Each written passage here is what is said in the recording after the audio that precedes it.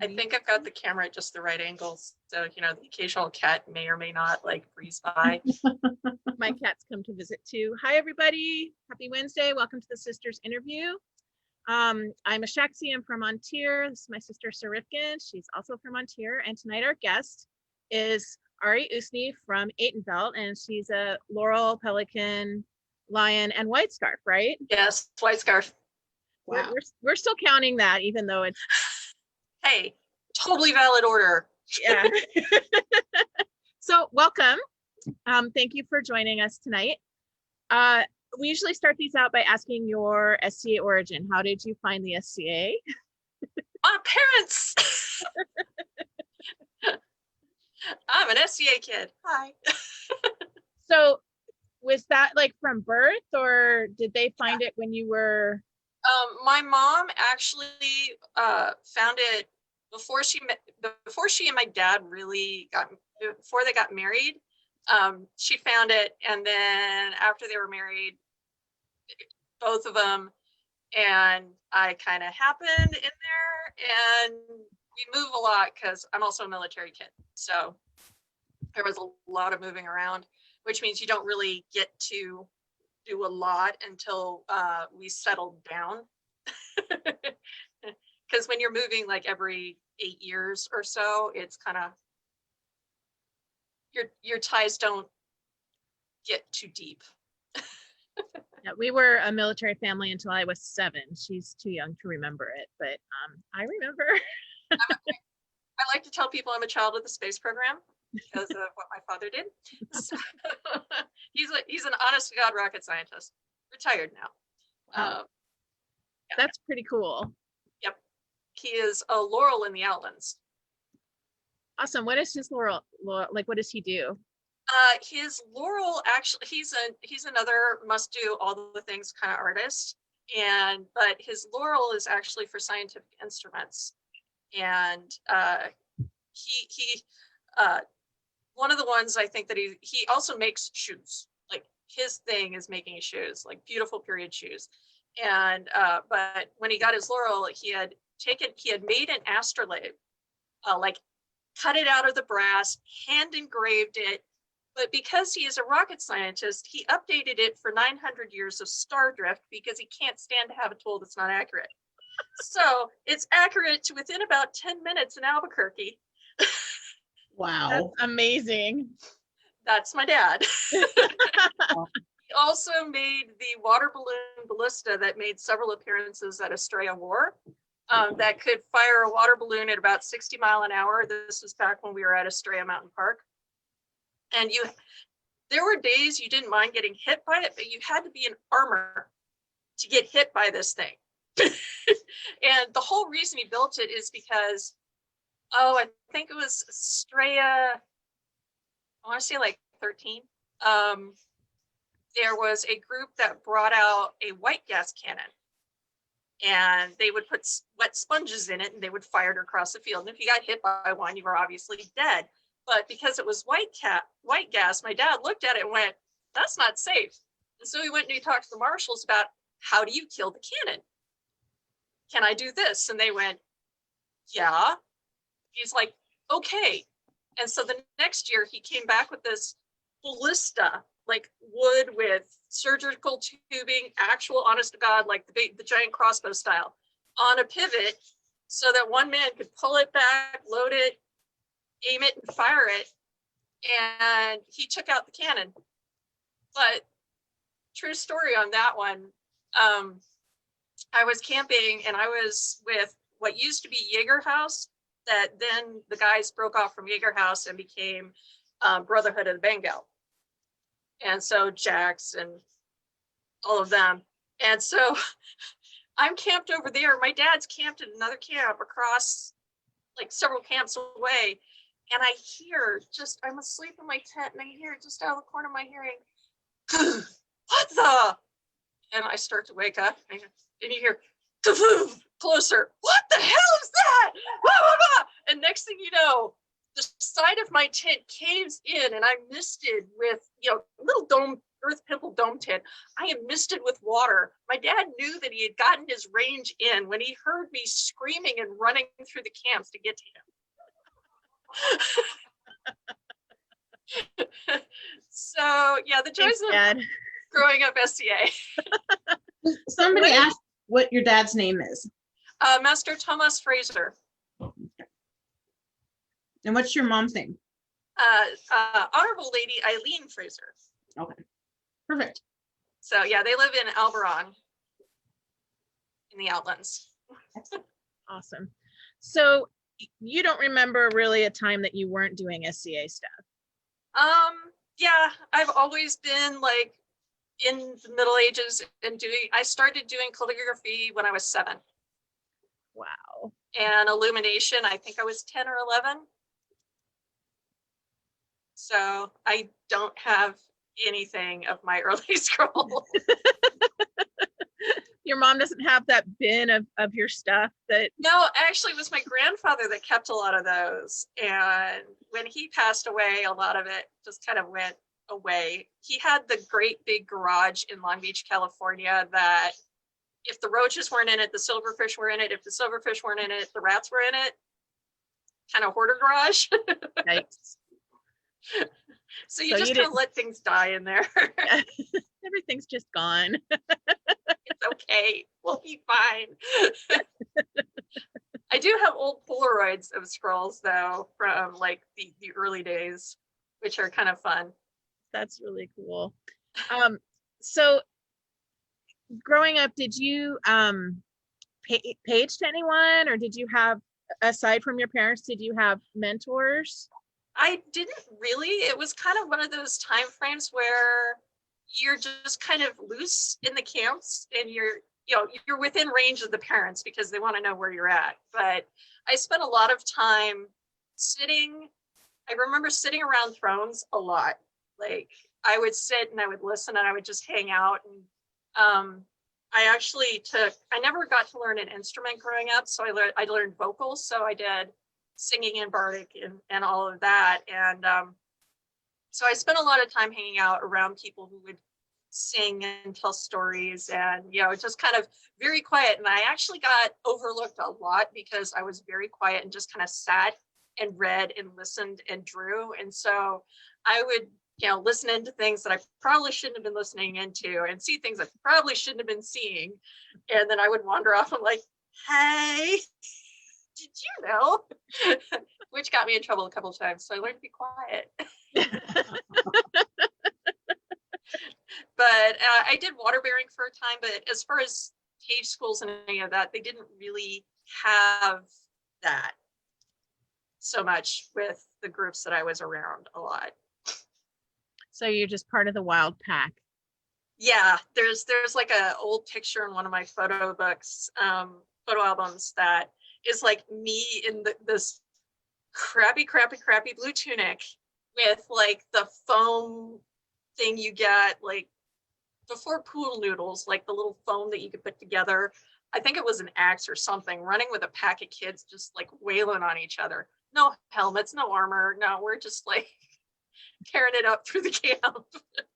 And do you know any of the, like, have you kind of gone, oh, I used to play with you when we were kids, to any adults? So one of the funny things is when I came out here, Morgan, who now lives up in Ontier, and we went back out to Outlandish, and we were having one of those hang out on the front porch drink kind of memory thing. You remember when we were kids and doing this kind of stuff?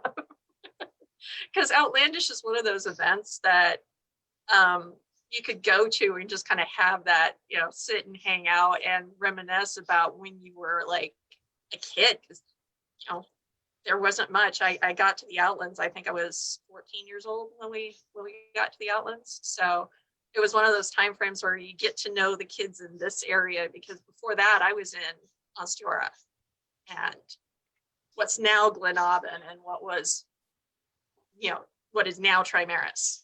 So, And so the kids from those kingdoms you haven't reconnected with at all? Not really. Because everybody in those areas kind of like moved. and you lose track of them. It's like, I know that a couple of my old friends are back east. I think they're in the Kingdom of the East. But we haven't spoken in forever, really, which is unfortunate, but you do kind of lose some of those connections as you build others. And if you don't talk, you don't talk. Yeah. Interesting. So, did you at some point apprentice to somebody? I was argued into being an apprentice. So this is a fun story. Once upon a time, I moved to Anstira.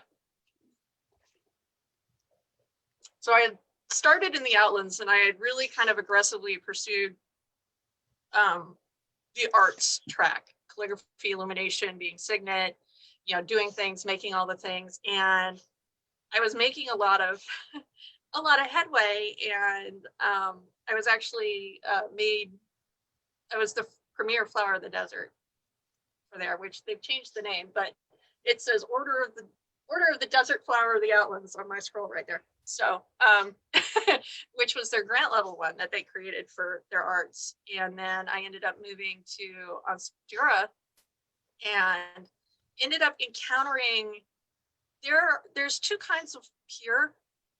There are the peers who are genuinely just kind of like sit back, encourage, do the things, and they're like what everybody goes, that's what a peer should be, it's really awesome. And then there's the ones where if you are a person that has talent, who has been working on it for a very long time, they're trophy hunters. And we've encountered that in all kinds of business. We all know what a trophy hunter is, right? And it's one of the situations where if you stumble wrong in certain circles, it offends a lot of people. And if you cotton on to the fact that this person is just out to take credit for teaching you what you already know, I get really offended about that. I mean, really upset, viscerally. And I encountered a couple people like that, and we got on each other's bad sides. And then I had a very helpy person who tried to be very helpy, who, in being very helpy, helped like a cat and made things worse. So long story short, I ended up developing a very bad attitude about the Laurel Circle. Like, I hated them. I was out to prove that I could get it without them, kind of deal. And which is never the way to go. When you're in that standpoint, you need somebody to like kick your ass and drag you out of it. And right. So at that time, my white scarf, my Dawn, because I was cadetted to Master Robert McFarland, who is now in Trimaris. Bonnie Dawn Bobby's finishing school for wayward cadets. And he took me, I was at Penzic, and he took me to Chili Night. He's like, you have to go to Chili Night. Like, okay. And so we go to Chili Night, and he hands me a drink, and then he marches me into the back of the big main tent that they have Chili Night in. There's this giant Viking, like the biggest Viking I have ever seen in my life. Dude, like, the story about the hearth bear, how he wanders in and he sits in front of the fire and nobody gets any more because he takes up the whole space, right? So big giant Viking. And he marches me over to him, and he's like, you have to meet this man. He is a laurel. He is a lion. He is a pelican. He's amazing. He's a bard. He's a scribe. He does all these things. He wrote down half the law of the kingdom. I'm like, why are you taking me to meet this person? We're just not going to get along, man. Come on, you know this. We've had this because we used to have tailgate talks. And he's like, no. You have to meet this person. I'm like, okay. And so he hands me a drink and he takes me over and he's like, Kenrick, like, Ari, this is Master Kenrick of Bedouin, and he has all these amazing things. And dude stands up. I'm like all 5'6" of me is like, hi. and he has this deep voice, and he's like, hello, and says hi and introduces himself a little bit better. And then Robert says, Kenrick, this is Ari. She hates all laurels, and walks away. So before I could run, Kenrick's like, tell me a story. And so we end up having this conversation, this like 3 hours of conversation, which is like a debate, but a talk, but not in a therapy session, all kind of rolled into one. And halfway, and periodically through it, Serafina, his wife, who's Saint Serafina, she made this, but she's like amazing human being, does embroidered tunics and everything and makes jewelry, and she will feed you peach cobbler until you groan and beg her to stop feeding you peach cobbler, and then she'll ask you if you have more room. Sweetheart of a woman, I love her. She has been checking on us periodically, and then somehow he has argued me into being his apprentice, and she goes, "Is this a thing?" And he says, "Why, yes." And before I could say anything, she grabs both of us, drags us off to Midnight Madness to buy an appropriate length of green silk to make a belt. Wow. Wow. And so I was apprenticed like right then and there before I could come to my senses and escape the argument. But I only got half my belt at Penzig because she took the other half home so she could embroider it. So out of sheer spite, when I got the other half, I only ever knotted the corners together. I never sewed it together.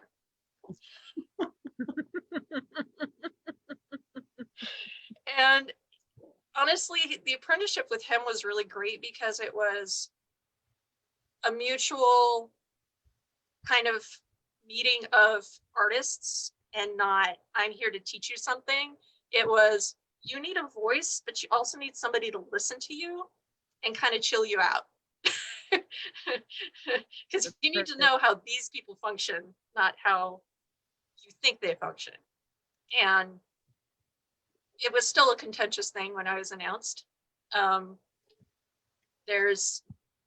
want to say right now to every single peer listening to this, if you have a person who is announced in court by your circle, don't you dare come to that person after court and tell them that you voted no and that you hate the fact they're going to be on that circle.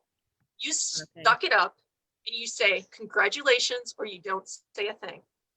Don't you dare ever do that, because I had somebody do that to me and it ruined everything. Yeah. There's our whole oath about speaking and being silent. The silent part is important. Yeah, but this is one of those people who absolutely hated me enough to come and do that. And I was like, I'm never going to be that person, and I'm going to tell people off if I hear that they do that. And so I'm like, don't you dare ever do that to anybody. But what a waste of energy, right? Like, why waste your energy, bringing someone else down? Yeah. I mean, hate requires an emotional investment in the person to begin with. And if you don't want to have that emotional investment, don't, just let go. Like, done. And don't also, waste your energy. We should be grown up enough that even if we don't like somebody, we can acknowledge that they're deserving of an acknowledgement or an award or a peerage, right? And even if you don't feel they're deserving, you talk to the crown, you consult with the crown, as is your, I want to say right, but it's not right. It's duty. It's your duty. It's your duty. And if that crown decides to go ahead anyway, you've done your thing, and you have to just be graceful and move on and treat that person as your fellow peer. I mean, Duke Aaron out here, there was a contentious candidate, and one of the best things I ever heard a king say is he looked at everybody and said, you know what? This is going to happen. Give them a clean slate. Let them try and prove themselves again. You have to give this person the chance to be the peer that they are. And I was like, yeah, that. Yeah, it's important not to color people with a brush that's super, super old and not. I mean, if it's more than 2 years ago, it doesn't really matter anymore. That's a new human being standing in front of you. Yeah, people grow and people learn, and you need to let them do that. Exactly. Somebody's asking you to recite the rules with the accent and all. Oh, Ari's rules. Do you know what these are? No, what did they apply to? Okay, so from years and years and years of growing up in the SCA, I have formulated my 4 rules. These are my rules of etiquette. And usually I say them in a really bad Russian accent, so I apologize to any Russians. Rule number 1, don't look like ass. That means, you know, your look, your demeanor, everything. Don't look like ass. Rule number 2, don't make the crown look like ass. The person in charge, don't do it. Rule number 3, don't be that guy. You know, poster child for birth control? Don't be him. Rule number 4, be that guy. You know, the one everyone wants to be like, you know, like Ivan? Be like him. The rules, they're really simple. They apply to everything. Everybody's like, but what about this caveat? And I'm like, that falls into that rule. So, you know, me and a few of the other folks that know me, if we're sitting there going, rule number 1, it's usually we're trying to get somebody to not break rule number 1. Just That's boil the it rules. down. Super simple. Super simple. So how long were you apprenticed to him before you were offered? I want to say 1, maybe 2 years. Okay. It was pretty quick. I mean, I went from offer to Laurel in 2 weeks. Wow. So did you, you talked about already basically being a fully formed artist. Did you go to school outside the SCA, like art school, or? No. So you're totally self-taught? Yeah. That and my grandfather. Oh, of course. And my dad, he's you know, a draftsman and a model maker, and he's the one that taught me how to sew. So I might have missed it because I am suffering from a headache tonight, but what are your art forms? Did we talk about that? Did I miss We that? haven't talked about that because I know they're like, it's just everything. Okay. I do the thing, like right now I'm teaching myself kintsugi, which is the Japanese art of mending pottery with resin and gold. Oh, I love that. I love that. So let's see, I do calligraphy, illumination. That's probably my main art form. I've been doing that since kid. My Laurel is actually for manuscript arts. So I know how to stretch and thin vellum. I know how to make ink. I know how to make the paints. I know how to make the quill pens. I can make brushes. I've done Middle Eastern styles, Celtic styles, European styles, Renaissance styles, you know. I also know the purpose of paper in illumination because it is a thing. Not everything was on vellum. However, paper is very friable. So it just depends on where you're at, what you're doing, when you're doing it. I also know how to bind books. I can do metalworking, some simple jewelry making, bone carving. You make all your costumes. I do. I sew. I do embroidery. I do tablet weaving. In fact, you can't see the big loom. The big loom's like behind this screen. It's my 16-yard loom of doom. Wood and I fight with each other, but I can make it do things eventually. My one apprentice, Thera, is actually much better with wood than I am. I just bully it into whatever I need it to do and then say that's good enough and carry on with my life. Leather working's not my forte, but it's mostly because I haven't really done it. So, I also make wax for making proper pendant seals. Right. All the people in the fresco comments, painting. all the people in the comments are telling me that I should have just asked you what you don't do. Okay.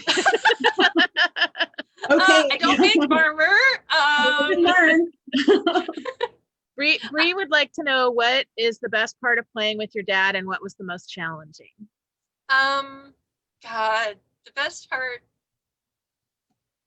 just having family there, I think. And it's only gotten better since I can bring my kids, and my kids are teenagers. So it's, if we, like Estrella, the whole family is there. So we all camp together at Raffenheim. So it's my parents, me, my kids. And that's just really awesome to have that thing that you can share.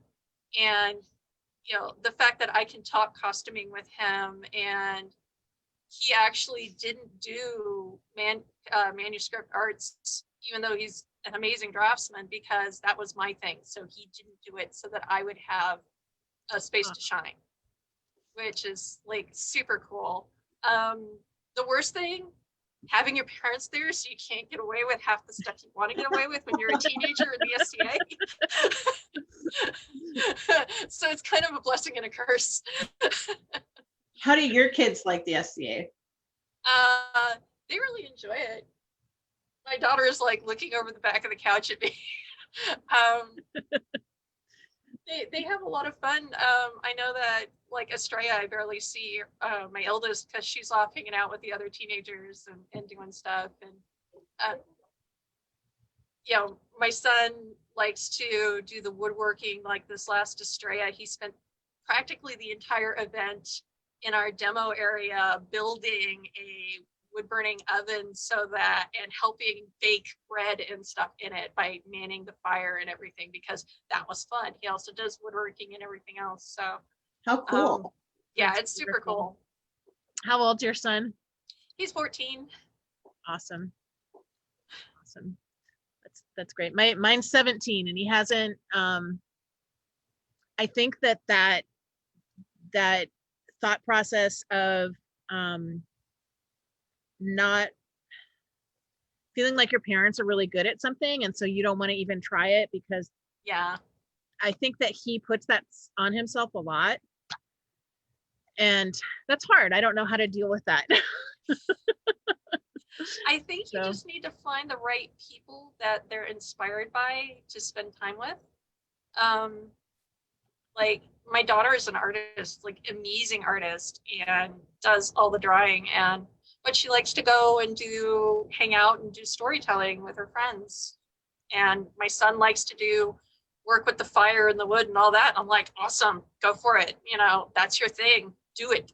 So cool. It's just a matter of finding what interests them. And just giving them the freedom to do it. And finding the people to hang out with that are extra cool to do it with. I think I'm kind of spoiled. I've got Duke Ed and Duke Ivan that I can just kind of go, here, little boy, look at these guys. Did you work on Ivan's costuming during his reign? Because they had the most amazing costumes. I have done some. Okay. Yannick, I know, likes to do a lot of it herself, even though we're like, honey, let me help you. But yeah, mostly it's just like helping with trimming or showing up and piecing things together and making sure the patterns work. But as far as sewing outright garments, he's got a silk tunic that he's been wearing. He wore during his last reign that he's kind of fond of. That it's onion. It started off as like this color silk, but we dyed it with onion skins, and so it turned out this kind of yellow orange of doom. And then I took some royal blue, like lapis blue silk from India, like from a sari, and sewed it on and then added trim to it and other stuff. And he likes that tunic a lot. So. Cool. That's cool. Do you have an online portfolio of some of your Scribble stuff that people can look up? Yeah.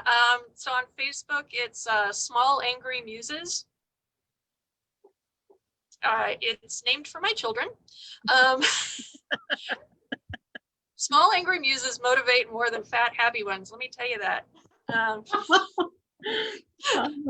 I can relate. That's awesome. Well, do you want to look at some pictures of your art since we're talking about it? Sure. Okay. Let me. And there's more than just art in these. There's and they're not in any order. So sorry. That's okay. Can you see that? Yes. Okay.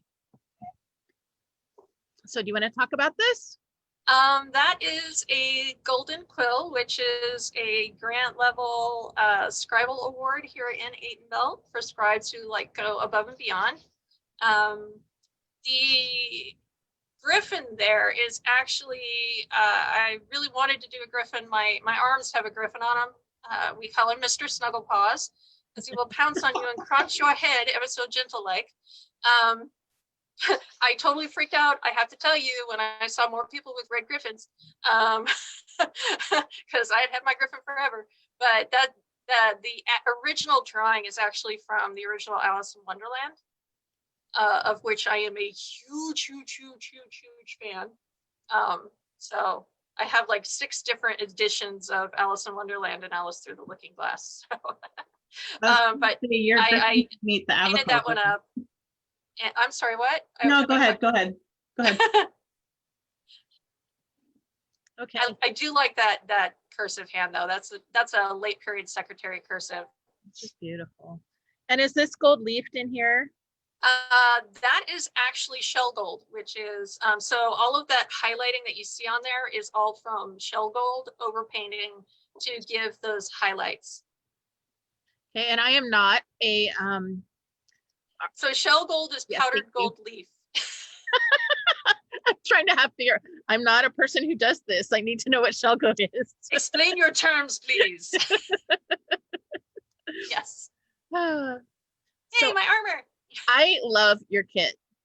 Yeah, so the helmet is actually done by Patrick Thaden, who, oh my God, one of the most amazing armorers I have ever had the privilege to work with. That is a reproduction. We both kind of had a meeting of the minds and went, well, I want a thing and I have money. You know how to make the thing and you want to make it, so let's talk. And that's a reproduction of one of the helmets found in the Vienna Museum. It is from during the siege of Vienna by the Turks. So the cool thing about that is the whole perf plate, faceplate, that nasal there's a matching nasal for that helmet that doesn't have the perf plate attached, so I can wear it for parade wear. Oh, cool. It's really super cool. That is like, I treasure that helmet. Oh, there we go. It's just go for my people. I love the sunglasses on Flora. Yeah. Awesome. So much fun. So that is Yanka's duchy. And her county, I got it in my head. Her favorite period piece of artwork is the Simone Martin Annunciation. She actually got to see it when it visited the Getty and like sat there on the floor in front of it, just looking at it and being all impressed and just in love with this thing. And the whole reason she loves the Simone Martin Annunciation is because Mary is reading a book and looks so terribly offended that the angel is coming to interrupt her reading time to tell her she's pregnant. Like, dude, reading here. And so when came around to do her duchy, I wanted to do something that would fit in the shadow box frame because it's a wooden triptych, like a wooden triptych, the other one, like all gilded and wood, and like we went all out with this. And so I made this one, and the whole thing is like this big. Wow.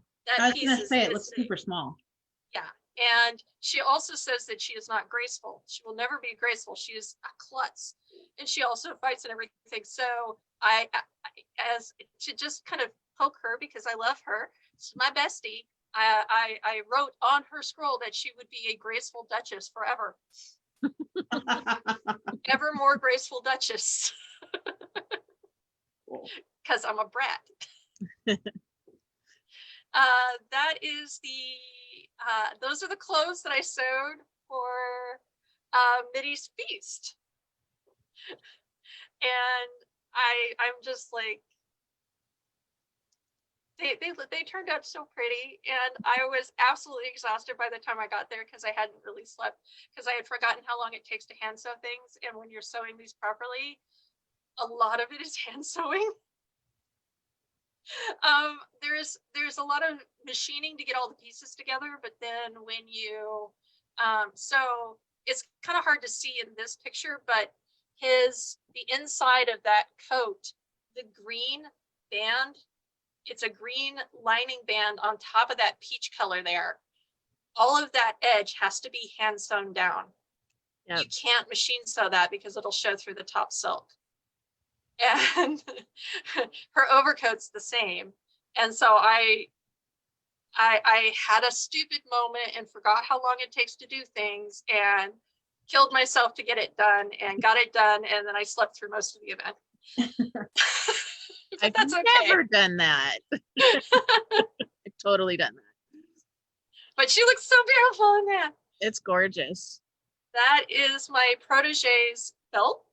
And so I wove, that belt is woven of linen, 2 different colors of yellow linen. And then I carved that belt buckle out of bone. Super cool. So all handmade. I love the buckle. Yeah, the buckle's beautiful. That is the Phoenix crown. And so Andromeda, Duchess Andromeda, that I made that after she got her county because she had an injury that meant that she got screaming headaches after having anything really heavy on her head for any length of time. And so that whole thing with the fabric hat in it, so that's in that form, it's a Tajkul, which is a Persian hat crown. And I did all the research and everything to go with it, but that is about 550 hours of chasing and repoussé and setting the lapis and stringing the pearls and making the hat. And so that crown, the cool thing about that is it's actually a thinner sheet metal that I did a lot of research because I wanted to take the weight out. And so what they would do with their hollowware is they would use bituminous pitch, which don't do it, it's toxic, to fill in and harden pieces so that they kept their shape and wouldn't crush. And so what I did is I got casting resin and wool, and I took a piece of wool and I would cut it to the shape of each of the panels and pushed it in and soaked it with casting resin and let it dry in there. So it took the shape and stayed very, very light, and then backed it with another panel. So that whole piece weighs like 5.5 ounces. Wow. It's amazing. It's feather light. Now, the panther on my laurel medallion is backfilled with hot glue. Casting resin, it doesn't melt in the heat. I didn't back it, but I think it's really funny because it's the same thing. It would have been a resin that's toxic. So Yeah. And it's such that no one's ever going to see it. Right. And if I didn't talk about it, no one would know. So. The birds on that are incredible. Just incredible. Yeah, those are phoenixes, and the original piece is actually in the Met, and it's only a 3-panel, and it's a crown with kinari, which are bird women. And I decided that she needed phoenixes because she lives in Phoenix, land of the sun, makes all the sense in the world. And so I chose to do phoenixes. And actually, fun story about this crown, peer review is important, boys and girls. Peer review as in the little p of all the people you talk to for advice and to double check your work. Because the original design I had for that before, and I had one panel half done, I was like, hey guys, what do you think? And they're like, those look like pelicans, because instead of having the heads facing out towards each other, I had them down because artistically it just made this really pretty S that looked nice. And they're like, she ain't a pelican, don't do that. I was like, ah, crap, Chuck, new metal, try it out again. Fix the heads. So yeah. And so that's one of the hinges there. And when she became a duchess, I refurbished the crown for her because she went Greek. And so I took it home, cleaned it up, fixed some repairs, and we took off all the pearls, and I took off the suns because she was also moving, and replaced them with these really pretty glass leaves that I had found, and turned it into a duchy coronet for her. So gorgeous. Yeah, so she wears it with her Greek. And so the little beads are, again, lapis set in flowers. Sorry. No, that's fine. So those are little flower settings that they're sitting in? Yeah. So it looks like little berries almost when it's all done. But it's lapis beads to go with the lapis cabochons on there. I think it's so amazing how you took it from looking Persian to looking Greek. That's Well, and the Greek totally did this too with the sheet metal work. yeah. That's my narwhal. So I needed an awl for my Viking kit, and I do a lot of bone carving. So I was like, I have this one needle that I kept using all the time as an awl instead of a needle because I'd broken the eye off. I'd snap the eye. And I never throw anything away that's a useful tool because I like useful tools. And so one of the smaller pieces of bone from the cannon bone I was using to make the comb, actually, I took that piece and whittled it into a whale and set the awl into the head so it looks like a narwhal. And it's actually on my toiletries kit right here. I love so it. cool. Because have things that are pretty yet fun. So that is a cloak pin. So And you wove this too, right? yes, I did weave that. That's a piece of twill. I've since given the twill away to somebody, and the griffin's gone off to another owner. So Wow. this is a cool thing that you can do with bone carving is you could candle it. And really this is just to check the depth to make sure it's even and that you're getting the effects that you want to get and that you're not going too deep. Because if you go too deep, it's brittle. Yeah. So, and I just think it looks super cool to candle these designs. And so I like to take pictures of them. Yeah, it really brings out the design. It's just beautiful.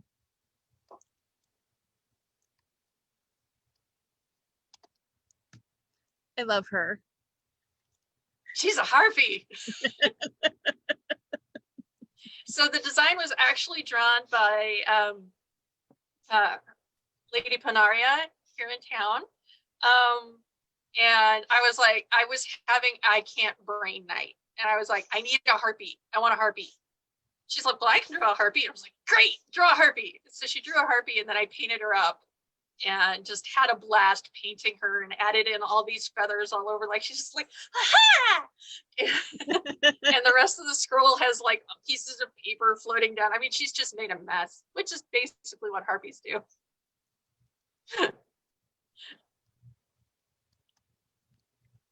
Oh my That's God, one of my that's cool. tiny scrolls. Wow.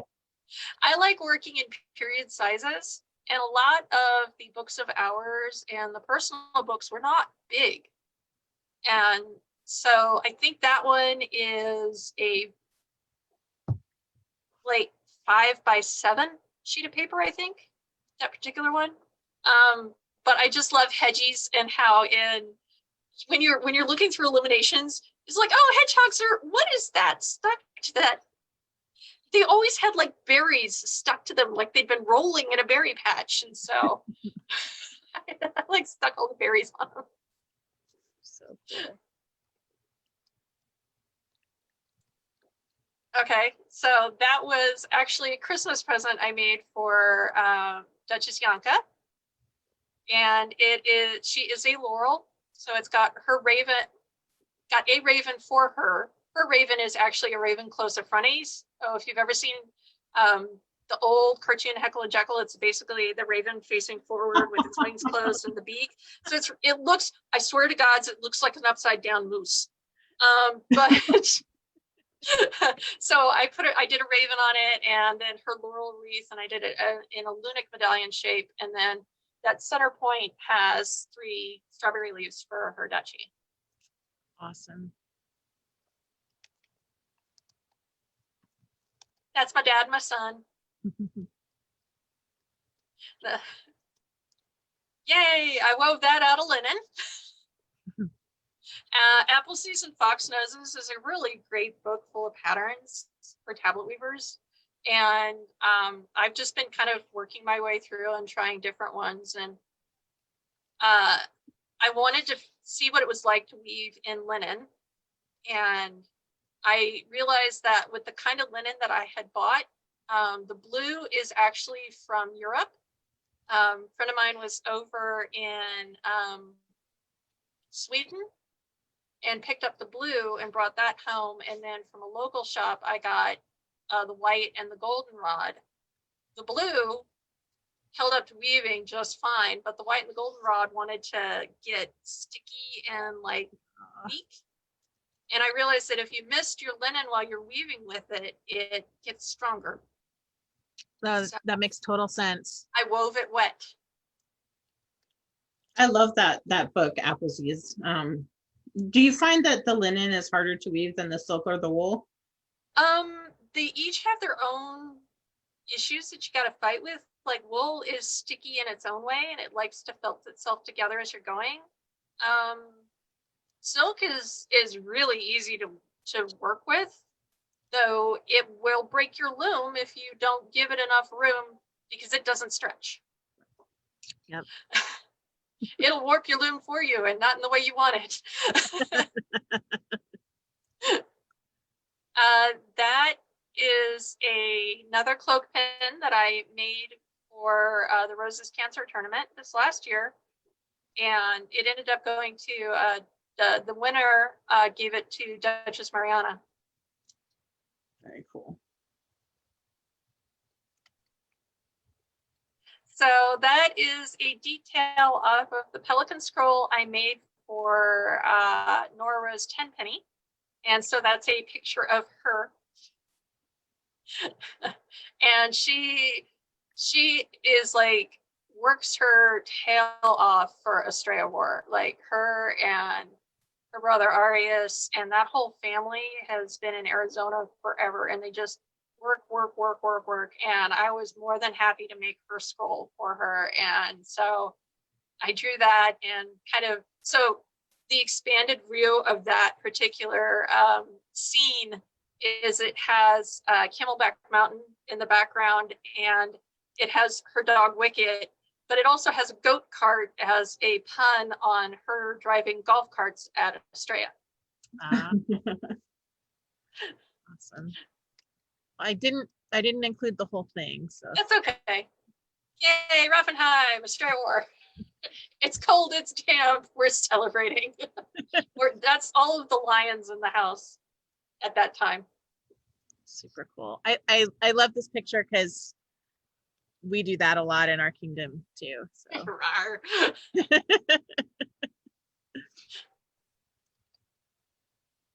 So that is me at Estrella War teaching Anton bone carving. So he had won I had made a bone comb for the Roses Cancer Tournament a few years back, and he ended up winning it. It was the Estrella War that His Majesty Morgan broke his ankle at. Don't plant your foot and move that way. You will go down like a ton of bricks because you won't have an ankle left. It hurt to watch. But anyway, he had won the comb, and then we ended up chatting online later, and he was coming out to Estrella again.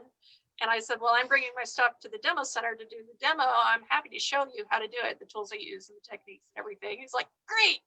So we set up some time and just kind of sat down and hung out and carved bone, and I showed him what I do. very cool. Oh, There you go. I did do the whole thing. You did. Yay. Yay. So yeah, there's a goat cart at the bottom and her doggy Wicket. So cool. That one's actually kind of big. It's a quarter sheet of permanata. So it's like, I want to say like this tall by that wide. Wow.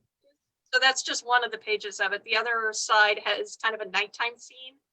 And I was inspired by a Renaissance, I want to say 16th century Book of Hours. Book of Seasons. Is that a hippo or a rhino up there?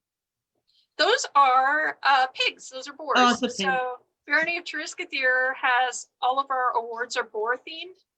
So that is a boar oar for service and a boar counter ermine for basically being like the cool, courtesy, everything, great human being kind of boar. Very cool. Awesome. And then her stars there are her different, the stars at the top in the other window are Estrella service orders. So she's got red, blue, and silver. Wow. And so that is actually the Pelican medallion, the Pelican Laurel medallion that I was given when I was given my Pelican, and it came from my peer, Kenrick.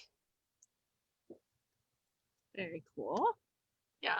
And this was also given to you. Alex the scribe made that belt. So she made the plaques for that belt. And when I got the belt, it was actually held together with chainmail links, and they would catch on all of my garments and it would constantly be pulling apart. So I sewed all the plaques down to a piece of fabric that I had made into a belt. And so I was able to use the different colors and then set them in with garnets and moonstones, as my colors are red and white. So Perfect. Super cool. Yep. I love this picture. That's from my Pelican ceremony. Did you know she was back there with this hat? I knew she had the hat. I didn't know she was back there going, He looks so excited for you. I love it. oh, Ivor's amazing. She's like, so the thing about being an apprentice in Raffenheim is that you get an entire hedge of laurels. So we call it the hedge fund.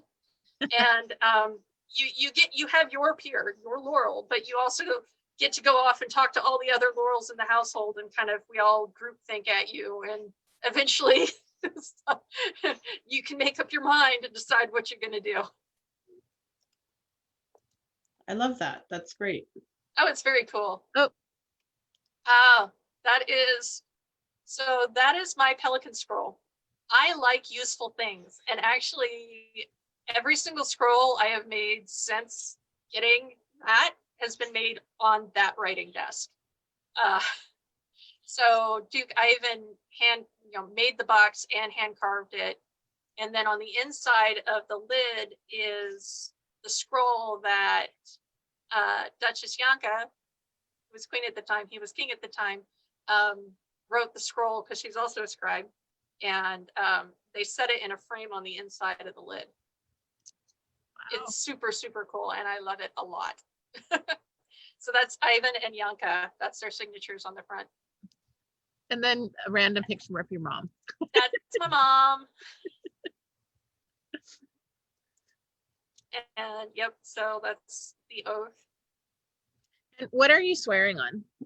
That is the sword of fate. King's victory. And do you in your peerage ceremonies, do you get to make a choice on which holy article you swear on, or is it always the sword of fate? It's the sword. If you're going to swear an oath of fealty, you swear it on the sword. And I think that's kind of cool. I think it's super cool too. It's like the only time I get to touch that sword.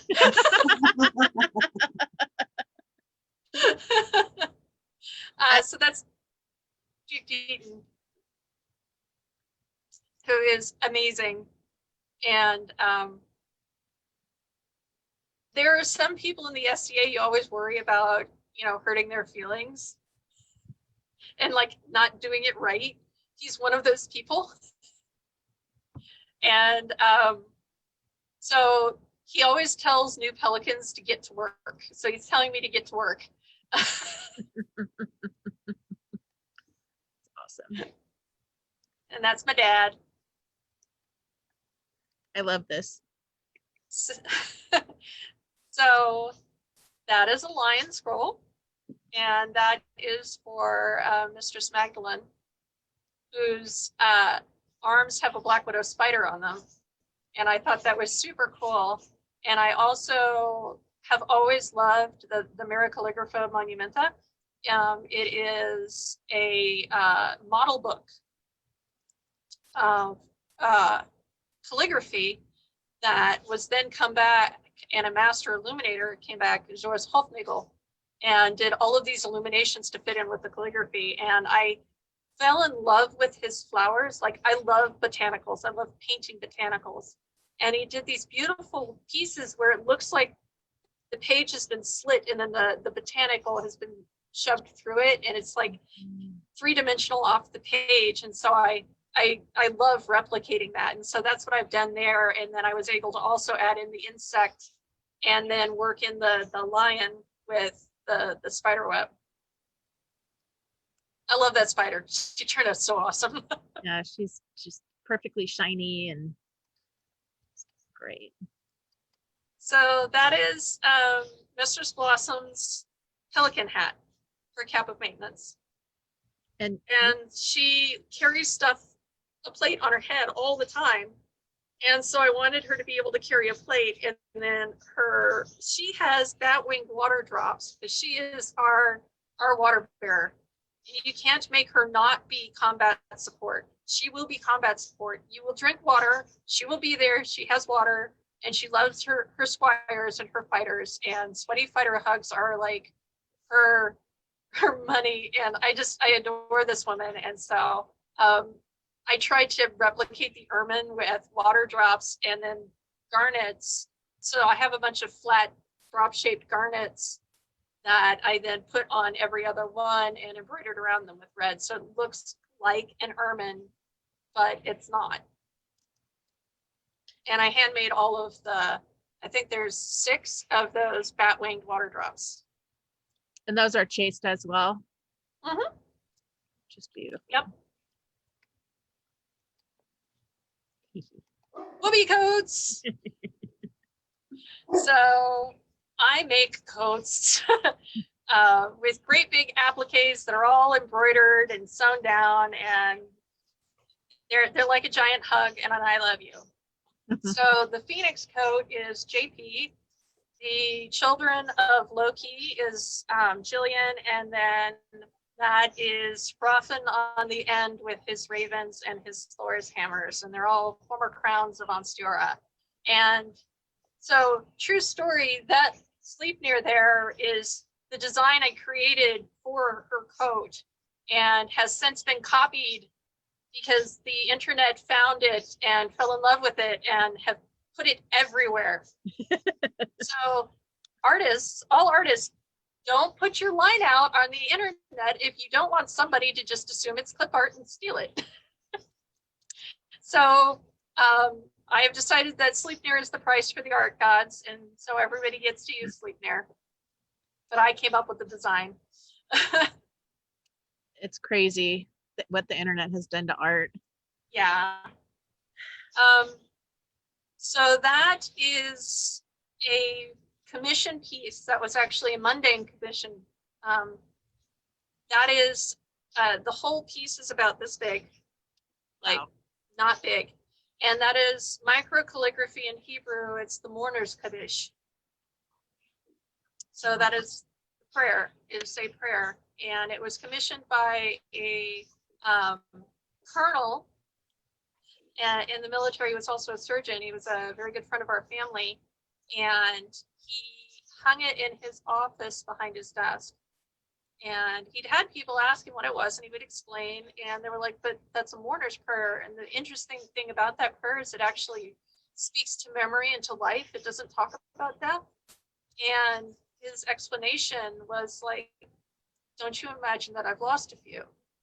Yeah. It really makes you stop and think about that people in medicine, everything that they do and everything that they go through, and the ability to turn around and make something that's so meaningful to them and beautiful. And it's actually modeled on a historic Hebrew illumination. The calligraphy and the design is different. But the illumination itself is a model, and that's done in gold leaf. And it starts, let me see if I can find where it starts. It has a very specific design. So from my perspective, when I'm looking at it, it's the upper left-hand corner. Other side. Other left. Right, yes. I'm ambidextrous, so right and left are kind of arbitrary. Yeah, it starts with the flower and then the arrow, if you follow it up around the corner. So you read Hebrew from right to left. So you would follow it around. You go here. Yeah. Wow. It's just beautiful.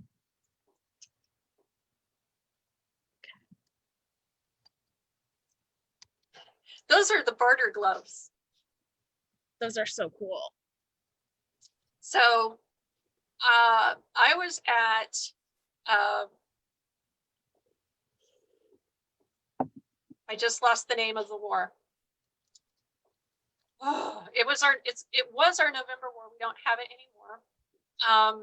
But I was freezing, absolutely freezing. Because in the desert, when it gets cold, it gets cold. You have no choice. There is nothing to keep the heat in. There is no humidity. You're just going to get cold. And I didn't pack warm enough.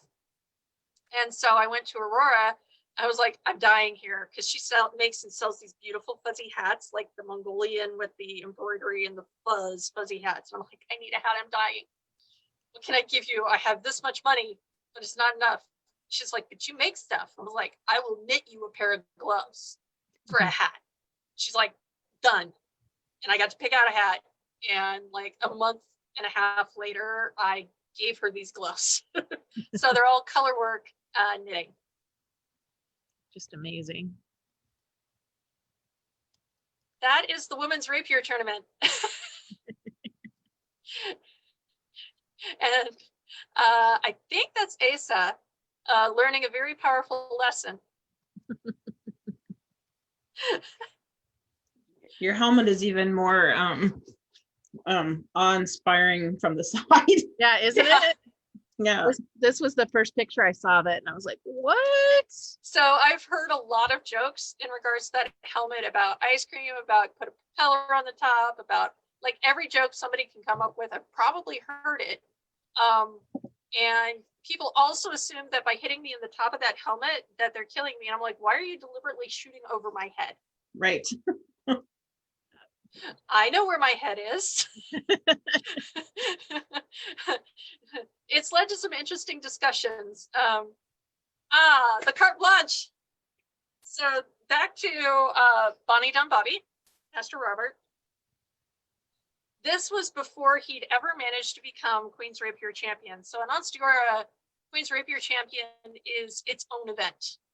It is like 2-day camping event, its own event. And you can have like 100 fighters show up just for this contest. Rapier fighters. So it's a huge, beautiful event. And we were sitting there having one of our tailgate talks. And this was down at Richard Garriott's place. So Castleton, which is a little medieval village on Town Lake in Austin. Richard Garriott being the man who created Ultima. So there are characters in Ultima that are actually old SCA folk. Wow. Dupre and his ducks, Master Yellow is the crossbow maker. Like, you can find real SCA people. So the theme song for Ultima was actually called The Bones, and it was created by David Watson, otherwise known as Master Yellow Fitzowen, White Scarf 9 of Onstiora. So Robert and I were having our regular talk, and he was bemoaning the fact that he'd always been so close to being Queen's Rapier champion, but never did it. And we also have this thing about the Three Musketeers, and I was a cadet at the time. And I said, well, if you end up becoming Queen's Rapier champion, I'll write you a carte blanche. It's up to you to get it signed, because I won't do it. He was like, done. Then he ended up winning it. And I was signet at the time for the crown. So he comes up, court starts, and I'm already like scribbling away because I'm doing my combat scribe thing on this piece of vellum, whip it out of my case. All the barrow's done. He is done for the good of the state. Done. And then he's named Queen's Rapier champion, and I hand him the piece of paper, and he goes, Your Majesty, will you sign this for me? To the Queen. And she's like, huh? I was like, it's a scroll, sign it. So she signed it. And he handed it back to me. I folded it up and handed it to him, because I fold them in the period way. And he put it in his pocket and walked off. She's like, what did I just do? I'm like, you just signed his get out of jail free card. You should read what you signed first. But he has managed to get before he moved to Trimaris, he managed to get like every single queen but one to sign that. It's like they would go get coronation and then they would sign his carte blanche. So it became a competition for the cadets to see if they could get it away from him. So a couple Cool. years ago at Penzic, I made 4 more of these and put a notice out to the rapier fighters of the known world that if they found me and gave me a good enough claim and reason as to why they needed one of these, I would give it to them, but they're all written in French. So now there are 4 more loose in the world outside of that one. Wow. Very cool. And then we're back to the beginning. Back to the beginning. So we're back. That's just amazing. Every time I go through your work, I'm just like, oh my God. Another thing. It's really great. So what are you working on right now? Talked about the pottery thing. They're just the other side. I can go get. Oh, sure. Let you look.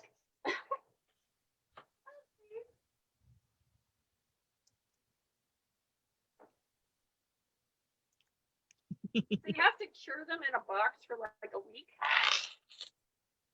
Things they don't tell you when you're learning a new art.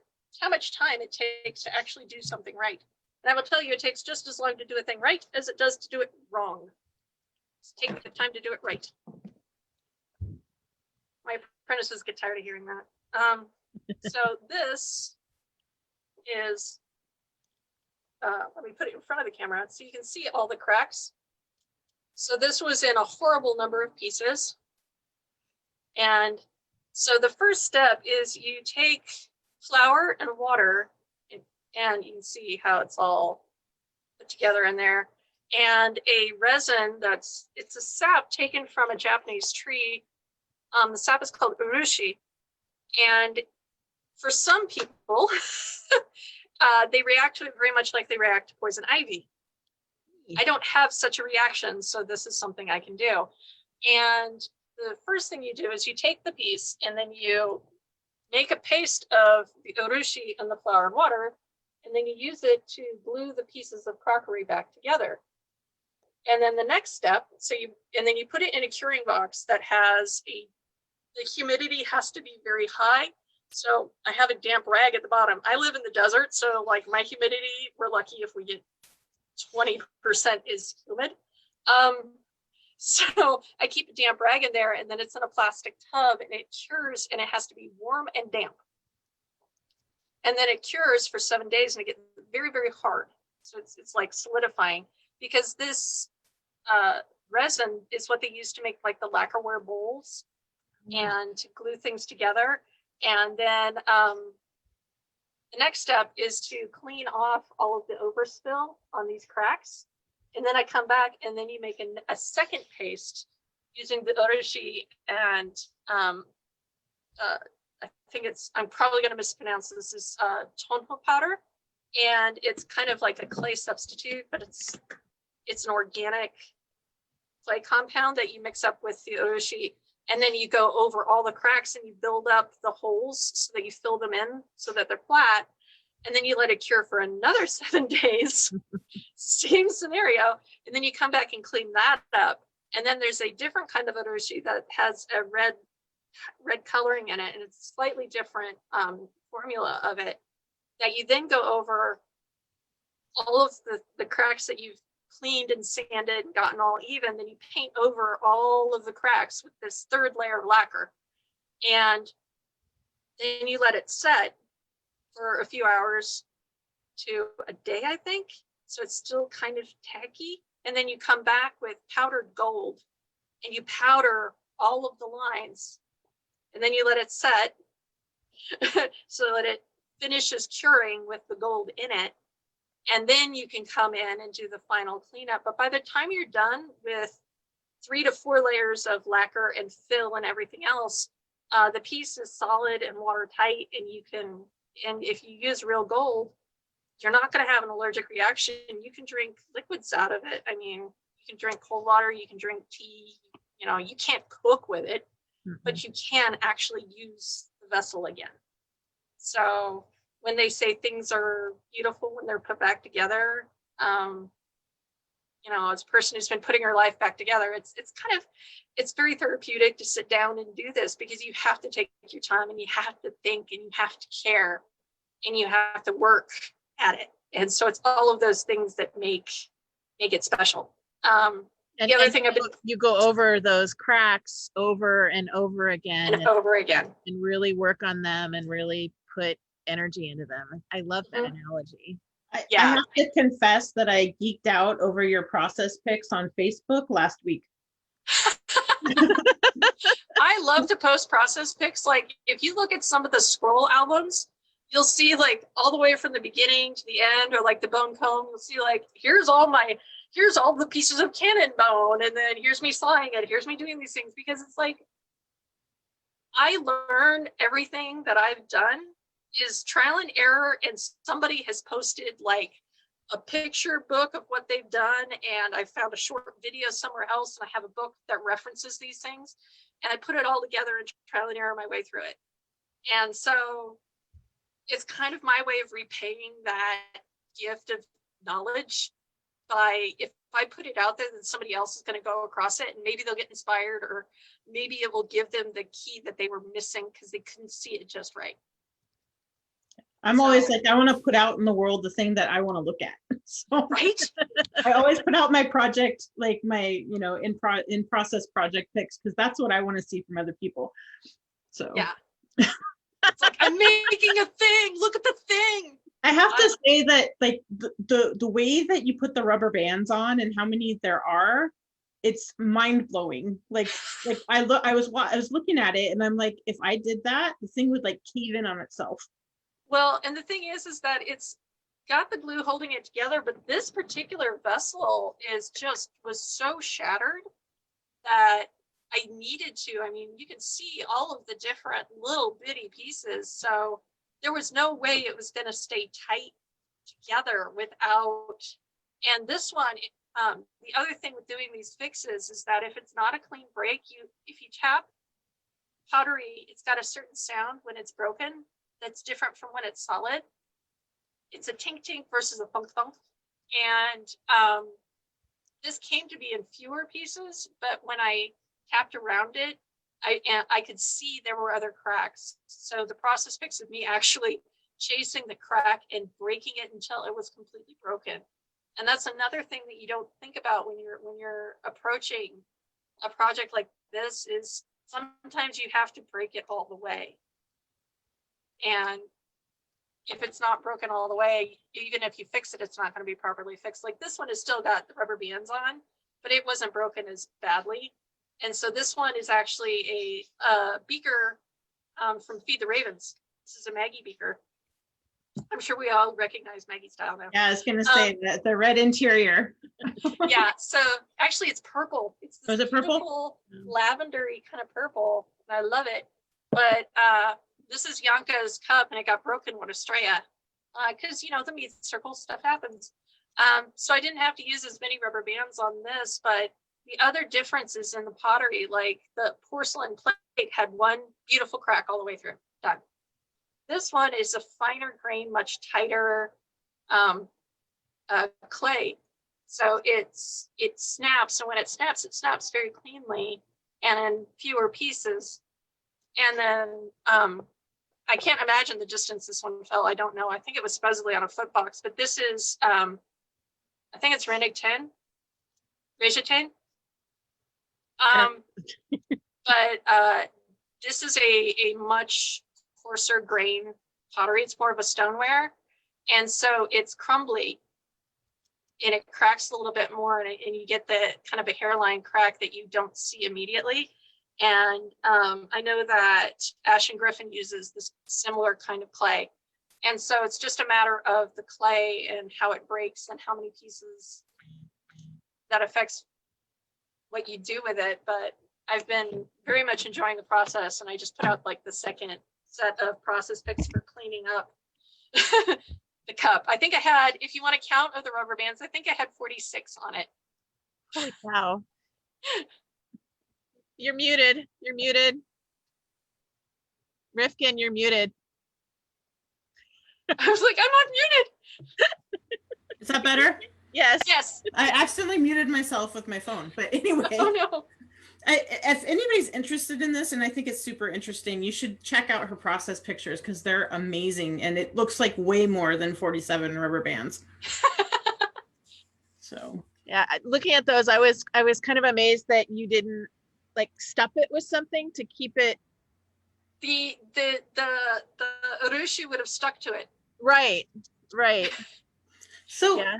I have a question for you. Like, you do a whole bunch of really cool cool different kinds of art, and you use period appropriate materials. Where do you get your period appropriate materials? They're available if you look. Like I got my kintsugi kit from Japan, so there is a company that sells the kits and talks about it. Wood is wood. Right. I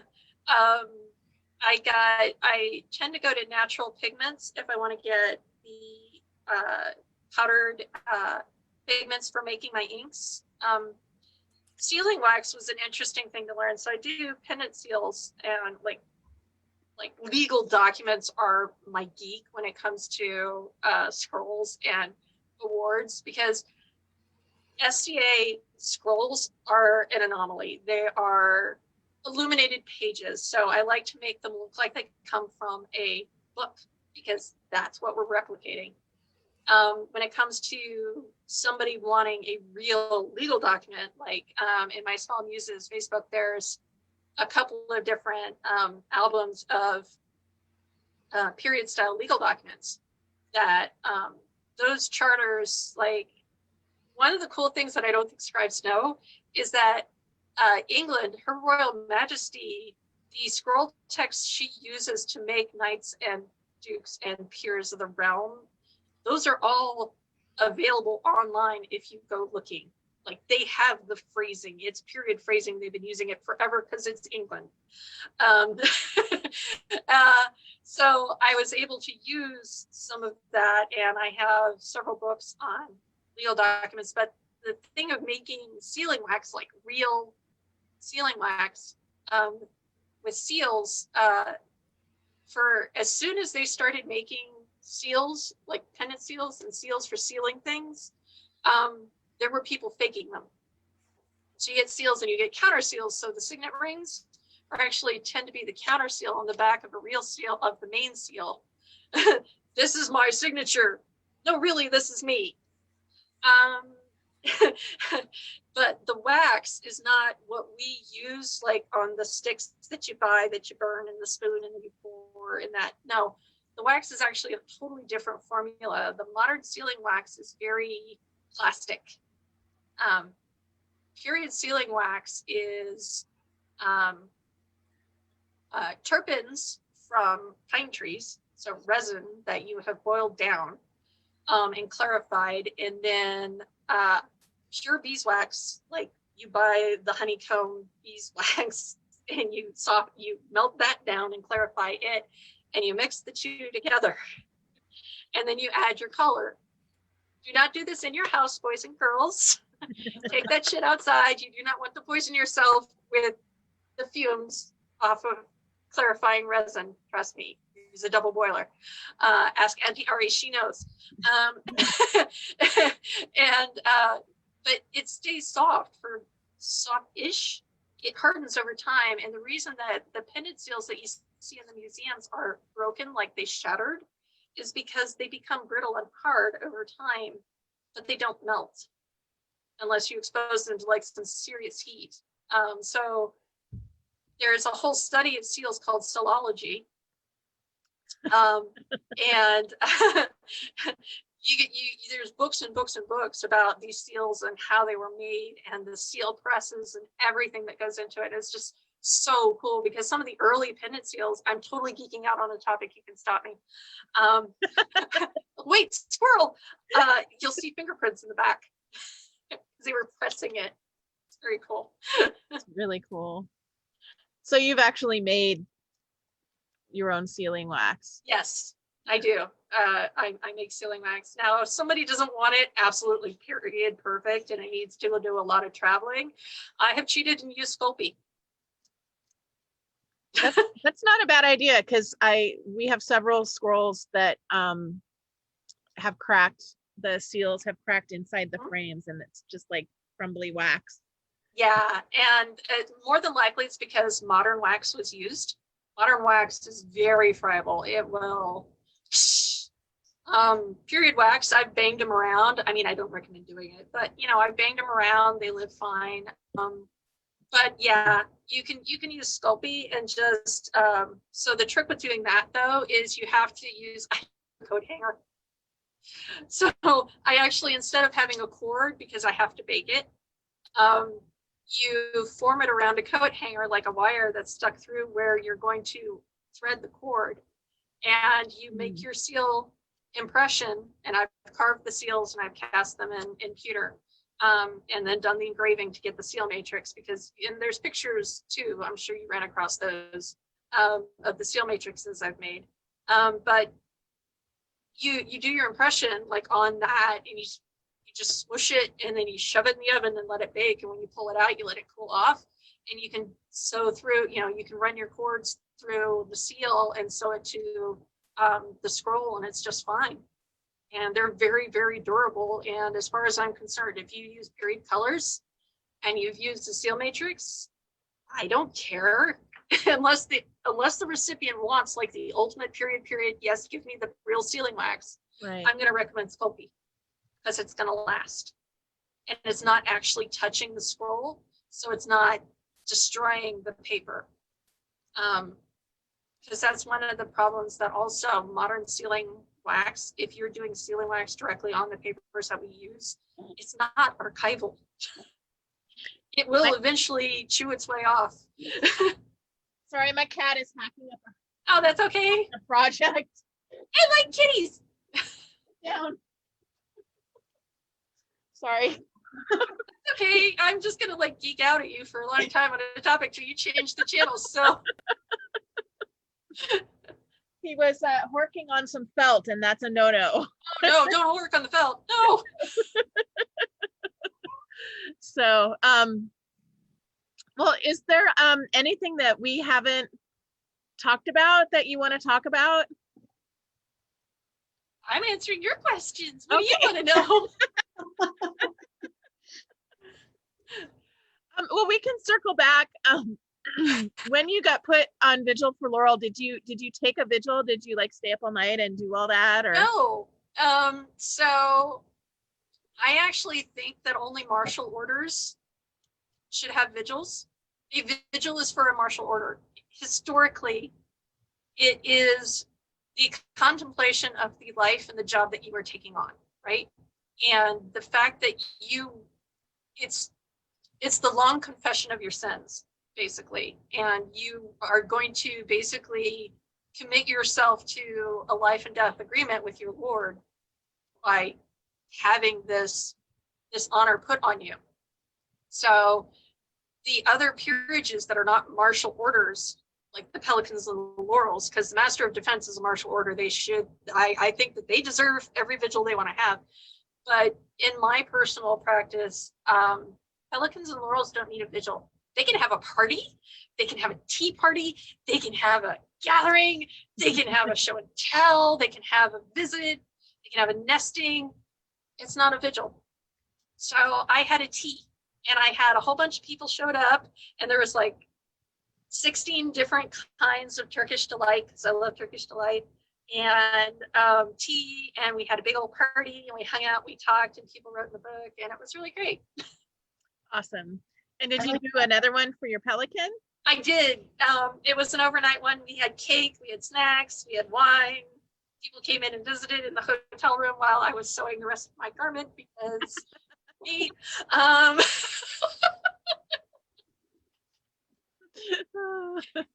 awesome. I was given a big old bag of Swedish fish because pelicans need fish.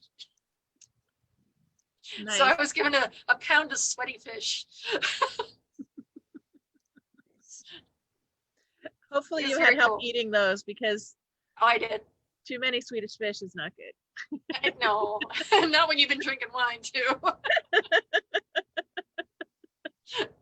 I like the idea of having a party and having everybody come in. It's like, yeah, if somebody wants to pull you aside and give you advice, absolutely. We can step aside, we can go to another room. But this is for everybody because the Laurels and the Pelicans, what we do is so group centric. It's not all about us. The motto on my laurel medallion that I made for myself, the steel matrix I use, is Dea Solum Perfectus Est, which is, yes, that was my son, which means only gods are perfect. And it's kind of a reminder that you will fail. You are not perfect. You are not going to be perfect. It's also irony because gods are not perfect because they're a human construct. Just look at Zeus. And then the motto on my pelican seal that I like to use is non nobis solum, which is not for us alone. Because it's not. Pelicans don't do anything just for themselves. That's why they're pelicans. That's why they're pelicans. Does he need to ask you a question? You need something? Your arm hurts? Why don't you go take an aspirin? Get your sister to get you an aspirin. He got his flu shot today. Oh. I got my flu shot today. Yay. Hopefully you guys can rest tomorrow. Yeah, well, I gotta work, but it's okay. I will sit here and write up documentation. So do you have like any like current big goals in the SCA or fantasy projects you'd like to do? Oh, that's a good question. I'm kind of improving my tents. Like I have two of the blockade runner wedge tents, like the little 7-foot ones that I made a front porch for. I bribed my one apprentice who does all things glorious with wood into helping me do it. I said, I have an idea, but I need you.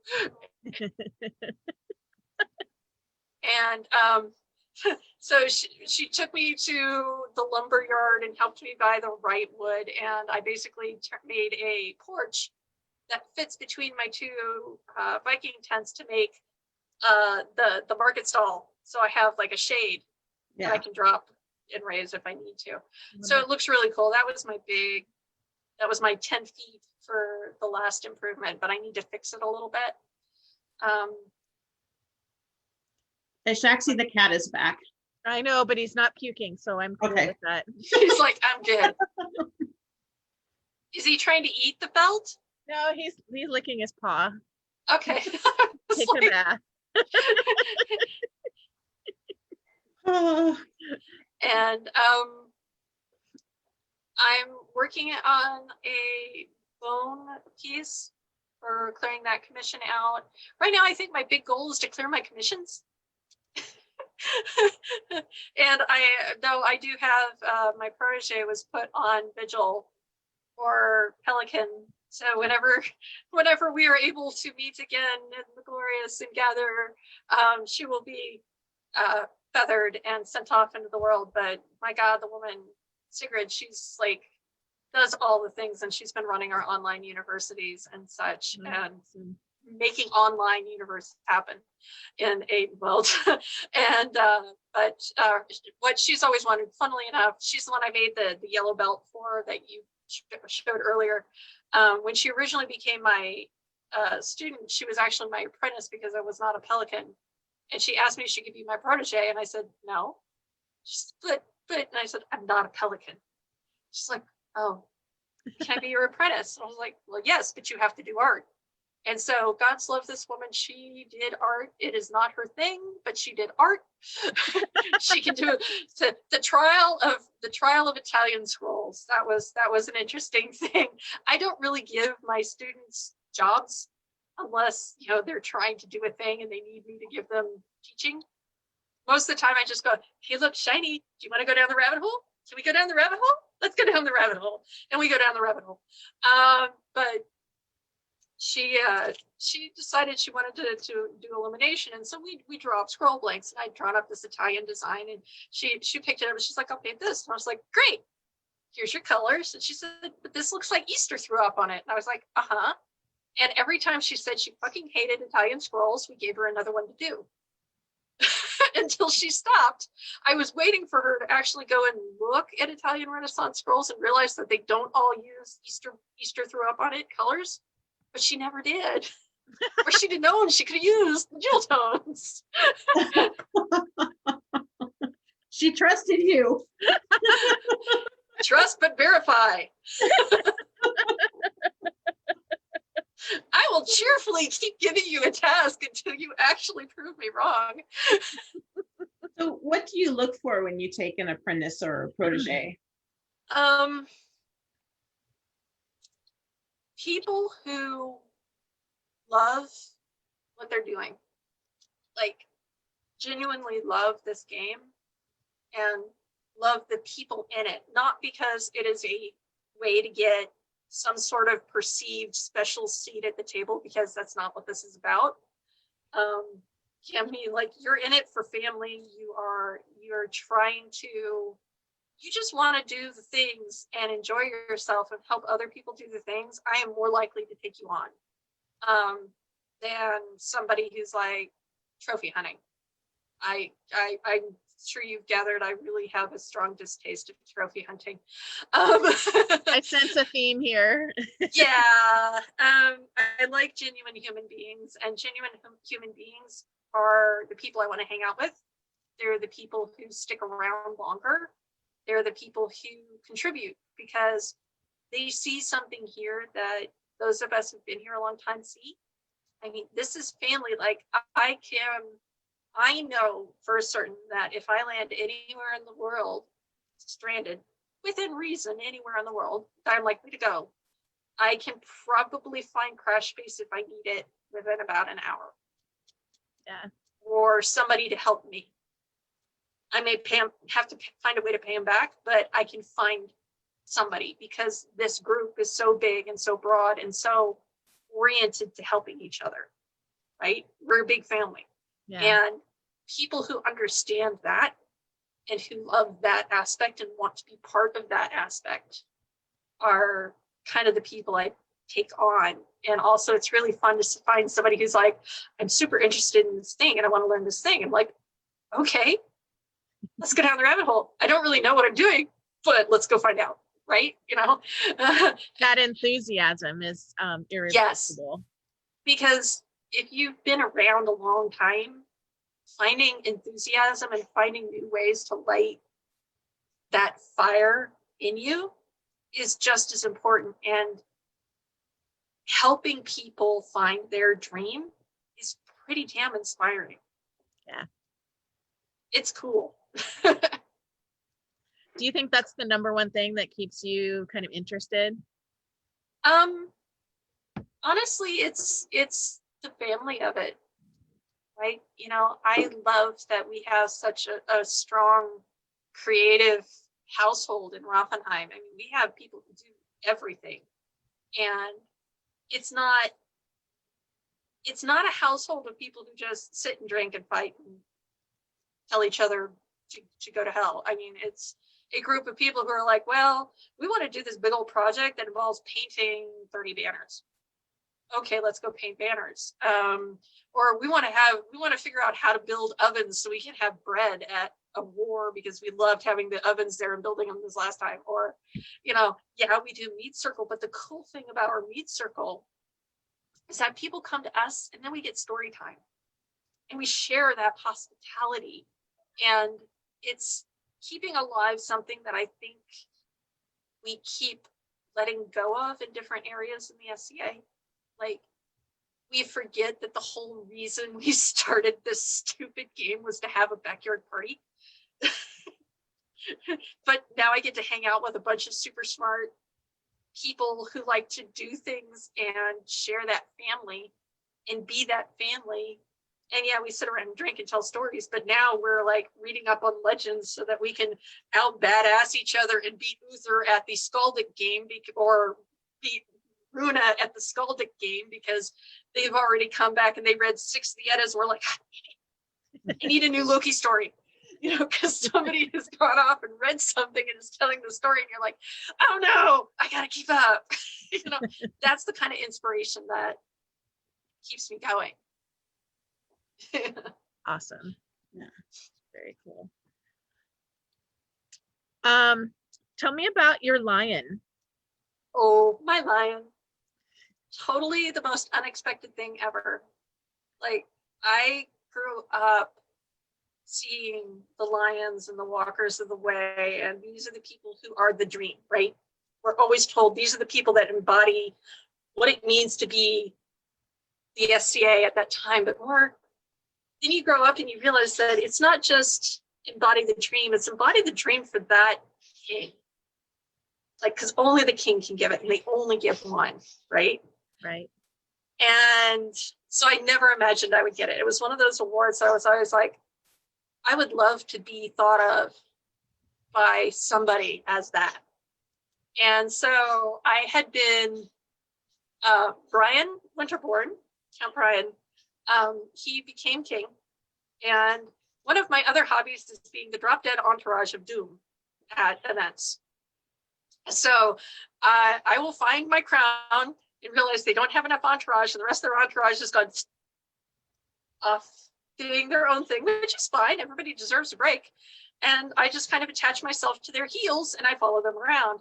And so I spent like an entire reign not only being signet, but also, attached to the heels and following them around and making sure things happen. And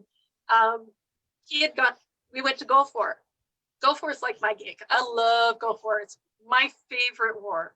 Like, hands down, I love Gulfor. I don't care. I've been there for hurricanes. I've been there for lightning strike in the field. I've been there for tornadoes, like Gulf NATO hit. Yeah. Wow.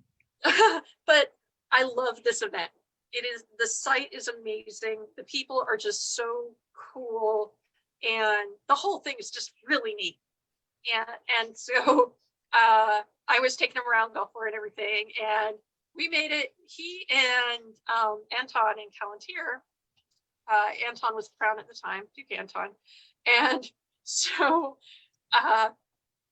they had formed a bromance.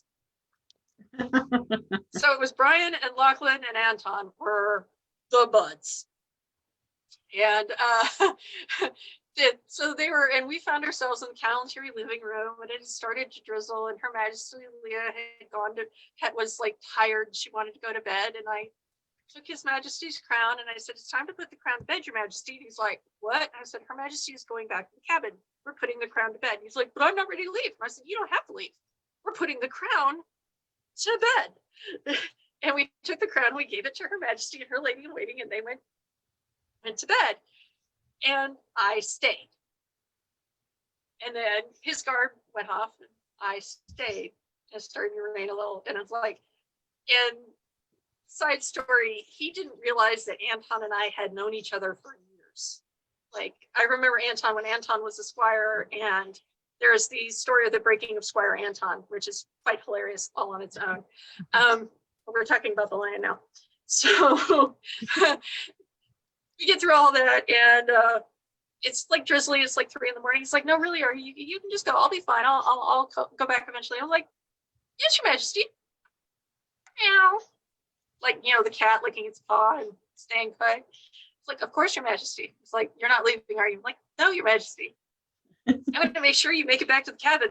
Why? Because Her Majesty would kill me. He's like, I'll be fine. I'm like, do you know your way around this war? Do you know where you are? Yes, Your Majesty. And eventually I get him back to the cabinet. It was like this way the whole war. And then, there were several other different things in the event. I was just being me. Not expecting anything. I'm the drop dead entourage of doom. I will make sure that nothing happens to you, and that rule number 1 does not happen. You will not be rule number 3. We will be fine. Everything will be fine. And then it gets all the way to coronation stepping down. And I was standing off to the side, chit-chatting with people and drinking, and I had I have a Razor Tag mug, which is redware with an owl on it. I love owls. And so I'm having a drink and I'm chit-chatting, and they've gone through all of court and we're all waiting for the lion, and we're kind of half listening because you're chit-chatting. It's court. It's what you do. And all of a sudden I hear my name. I'm like, what? And they said, and the hall just like explodes. It's like, what happened? And then somebody said lion, and dial tone, and I dropped my cup, and Mineko caught it like before it hit the ground. She caught my cup.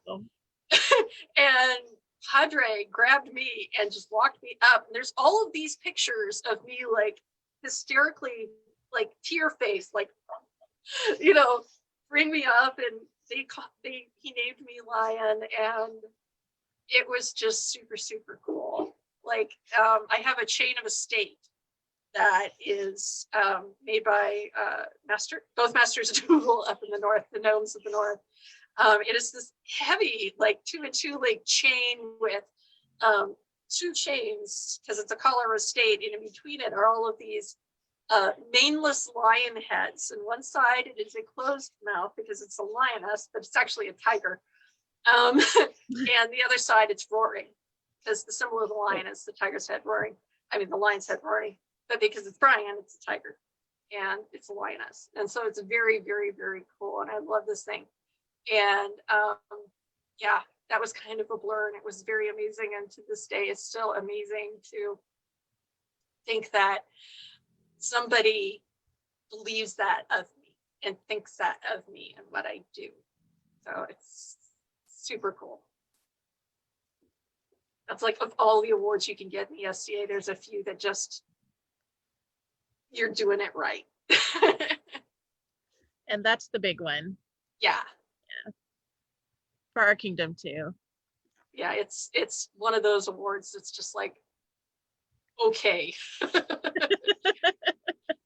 So do you feel pressure now to be a certain way, or did you just kind of take it in stride and carry on being? I think the only pressure to do it a certain way is one I've always put on myself. To be fair, I've always been afraid to fail. Like, I hate the idea of failing people and failing myself and not being good enough. So there's always that, I need to like relax. Like, when I took one of my apprentices, Thera, a wood apprentice, my little wood boar, she's currently Baroness of Triskathir right now. So her apprenticeship is on hold because you can only ever be on fealty to one person at any one time. But when she became my apprentice, it was at the very first Battle War. And we had an agreement. She would be my apprentice, but I had to go to the first garb party, and I don't have first garb because, well, so she picked out an outfit for me, which was, I literally had to drink myself into being willing to put this on my body and let it touch me, because it was stretch penne, that rayon craft stretch velvet, that like neon green, unhemmed, with like the shiny plasticky trim on it. And I was like, it's touching me. And she's like, yeah, we're going to the party, but it's touching me. And so I put on I just decided to roll with it and put on the brightest orange knee socks I had, and some bright green linen pants, and a big, big, big mug of beer.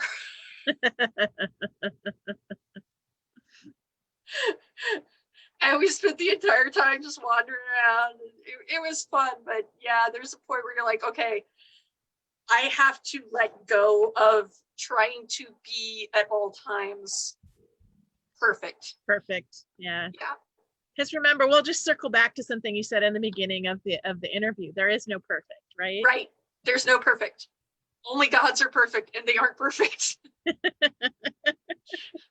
Dear Odin, what did you do? Dear Zeus, who? Wonderful. Well, we are at about 2 hours. Okay. So if there's nothing else that you are dying to talk about, we should probably start to wrap it up. Do you have any, Rifkin, do you have any final questions? No. I have a question for you, Aishaxi. I Okay. have been sitting here for the last half an hour going, what is that hat? Like, it's like a Where's Waldo hat or something. I don't think I've ever seen it before. That is so cool. It's Mark's Nullbound hat. Okay. Sorry. I'm like, what is that? So it's that point of turning to fall in the Pacific Northwest where I don't really want to put on a hoodie and wool socks, but I really should. And there's like that week of, oh my God, I've gotten too cold and I can't get warm. And that happened to me right before the interview. I was like freezing. And so I put on the wool hat instead of. It's been in the 90s and hundreds here. I have friends like Jean-Louise and Walbrender live up there in Seattle, and they have been playing the siren song of "Come Live in the Emerald City" for years now, and I'm starting to go, yeah, I kind of want to not live in the oven anymore. I've done my time in an easy bake oven. Can I go somewhere else now? It is nice to have seasons, but we did our first winter storm this week, and it is cold. I had the same problem after I walked the dog tonight.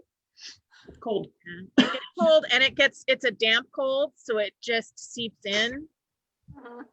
So I love it here. We grew up in Southern California, and I think the climate's changed a lot, but we were definitely used to a lot more sun and a lot more warmth. And when you move up here, it's a shock to your system. But you eventually get used to it. Yeah. So I have somebody was telling us to have you sing, which I would never do. Like I know you need to warm up and stuff, but do you do bardic too, or? Infrequently. Okay. But I do sing. I I sang a long time ago, and all through grade school, high school, and college choral. So. Okay. Yeah, that's it. That's a warm up my voice, because right now it's probably going to sound pretty bad. That's why I wouldn't ask you unless you were warmed up and ready to go. Some of the Dukes have sung, but they don't sing. It was more like rapping. And I've done 3 bardic Laurel interviews, and only one has actually sung. So we won't ask you to do that. No, if you want to hear me sing, find me at a stray or at an event, and ply me with some mead, and I will sing. But I can tell you right now, my voice is not up for it. So once we can meet in person again, you already said Gulf Wars is your favorite event. Is that what you're looking most forward to? I'm just looking forward to an event, honestly. Anything oh my God, I am so touch starved right now. Like, I am used to being able to like puppy pile in my friends, and I have been basically quarantining in my house since March 13th. I started working from home and have barely gone out. And last week I had actually taken off all of last week because I was supposed to be in Orlando at Disney World helping a friend celebrate their birthday, and we had to cancel it because, everything was on its way up again back when we were looking at it going, this isn't happening. And actually, I really, really want to make it to an On Tour West War. I have heard so much about those, and I've never been able to make it to one. I think one of the things I'm looking forward to most after this quarantine is going to events out of Kingdom that I haven't been to. Because the other thing about being a peer is you're a peer of the SCA. You are not a peer of your kingdom. If you are not known outside your kingdom, if you're not traveling outside your kingdom and seeing how the rest of the world works, you're handicapping yourself. And I love travel. Like Mark Twain talks extensively on the benefits of travel. Samuel Clemens, another author. Samuel Clemens, Mark Twain, same dude. another author everybody should read. He's amazing. Yeah, I agree. I think that travel gives you a perspective. You get really caught up in your own small pond, right? Yeah. And traveling can really give you a lot of perspective. Like- Even if you're not a peer, and almost especially when you're not a peer. Oh, everybody needs to travel. Yeah. It can really reignite your passion, and Yeah. I You know, think it's super important. it just shows you that there are people out there, like maybe you're stagnating or maybe you're just really feeling out of place in your own pond, but there are people out there who are just like you. Yep. You just need to find them, which means you have to get out of your pond. Yep. And they will appreciate the shit out of you. Right. Yeah. Yeah, I had a couple of moments on my path to Laurel that things got really dark for me in my own kingdom, and being able to travel elsewhere and be loved and appreciated for who and what I was huge for me. Yeah. So I think it's important. I think even after you're given an accolade, like going elsewhere can remind you of things that maybe you lost, some of the sparkle. I think it also resets your ego. Yeah. Because somewhere else you ain't all that.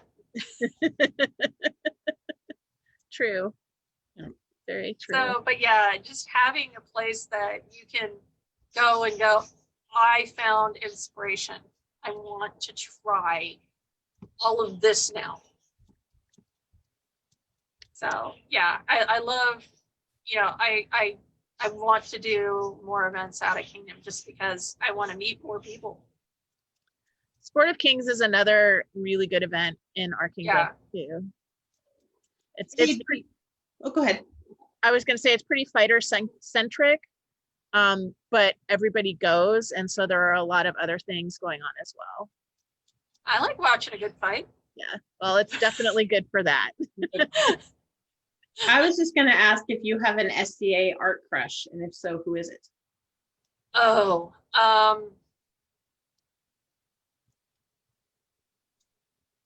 that's like all of the things, like Hugo, but who doesn't have an art crush on Hugo? Like seriously.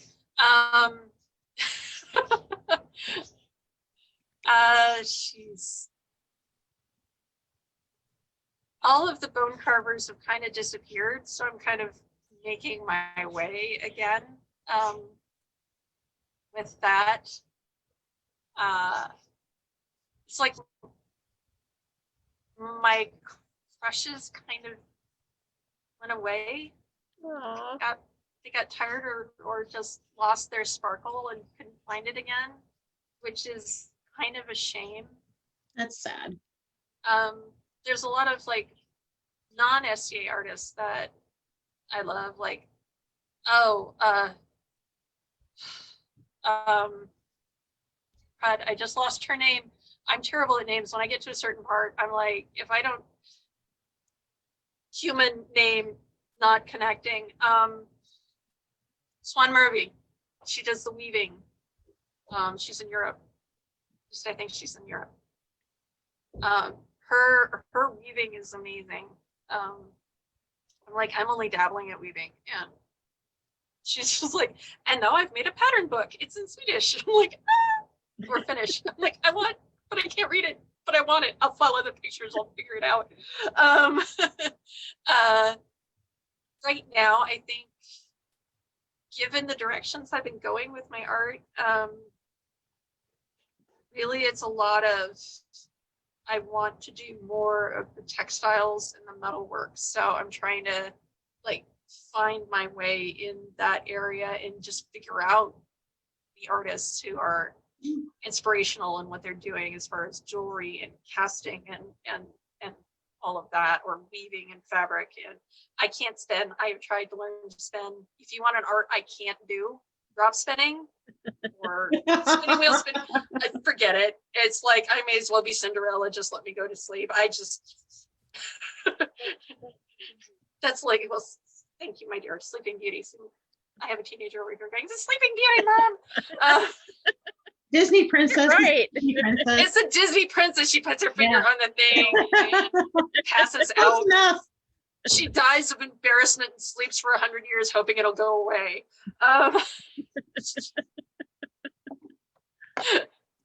Very cool. So are you interested in doing large piece weaving too, or are you more a band weaver?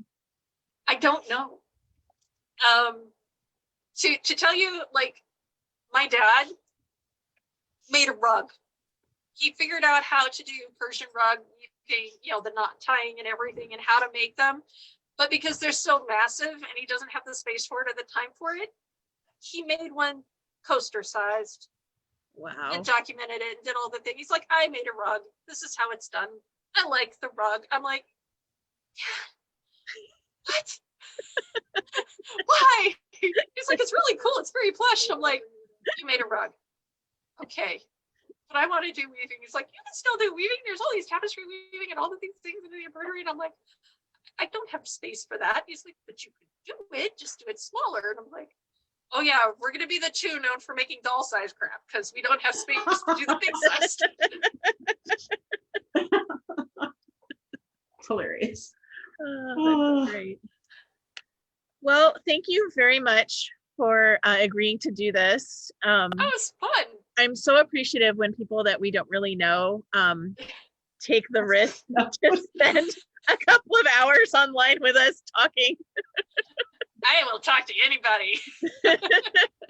But no, I was actually really, really happy that, I was asked and that you guys wanted me to like join you and talk because this has been a blast.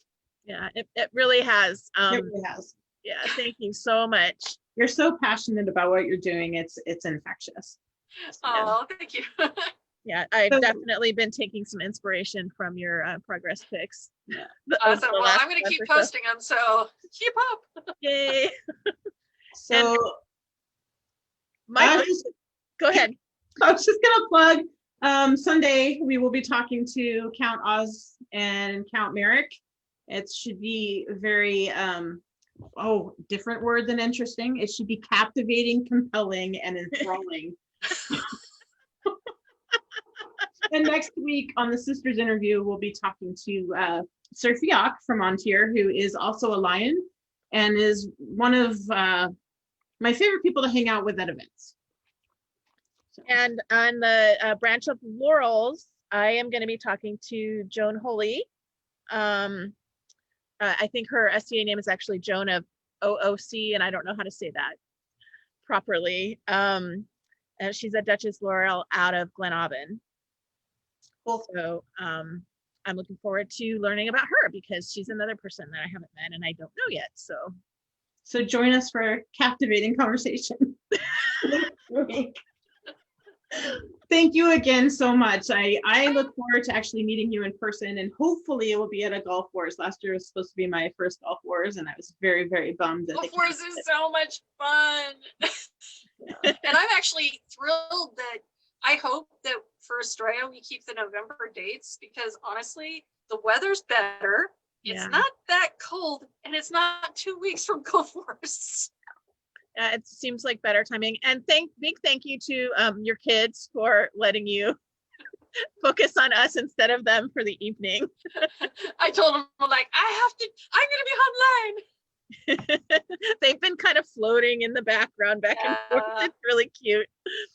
Anyway, good night, everybody. And thank you again. And we'll see you soon.